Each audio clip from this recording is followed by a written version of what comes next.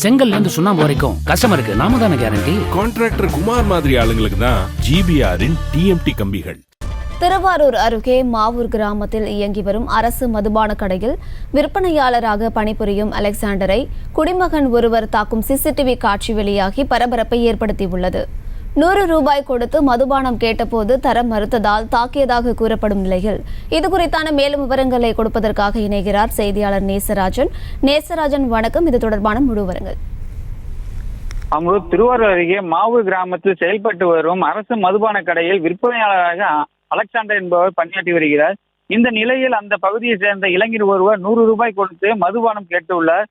முழு தொகையை கொடுத்தால்தான் மதுபானம் கொடுக்கப்படும் என கூறியதற்கு விற்பனையாளர் அலெக்சாண்டரை கடையில் புகுந்து தாக்கியுள்ளார்.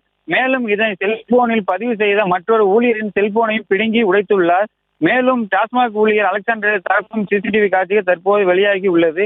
உடனடியாக அவரை கைது செய்து நடவடிக்கை எடுக்க வேண்டும் என டாஸ்மாக் ஊழியர்கள் கோரிக்கை வைத்துள்ளனர். இதே போன்று நேற்றைய தினம் மன்னார்குடியில் இலவசமாக மதுபானம் கேட்டு கொடுக்கவில்லை என கூறி டாஸ்மாக் ஊழியரை பீர் பாட்டில் மண்டை உடைத்த சம்பவம் நடந்த 24 மணி நேரத்தில் அடுத்த தாக்குதல் சம்பவம் நடைபெற்றுள்ளது குறிப்பிடத்தக்கது. அம்ருத், விவரங்களை வழங்கியமைக்கு நன்றி நேசராஜன். கற்ற கம்பில இருந்து அடிக்கிற ஆணி வரைக்கும் எல்லாம் குவாலிட்டியா இருக்கணும்ல. பிரகாஷ் போன்றவர்களுக்காகவே ஜிபிஆரின் டிஎம்டி கம்பிகள். செய்திகளை உடனுக்குடனும் துல்லியமாகவும் தெரிந்து கொள்ள சப்ஸ்கிரைப் பண்ணுங்க.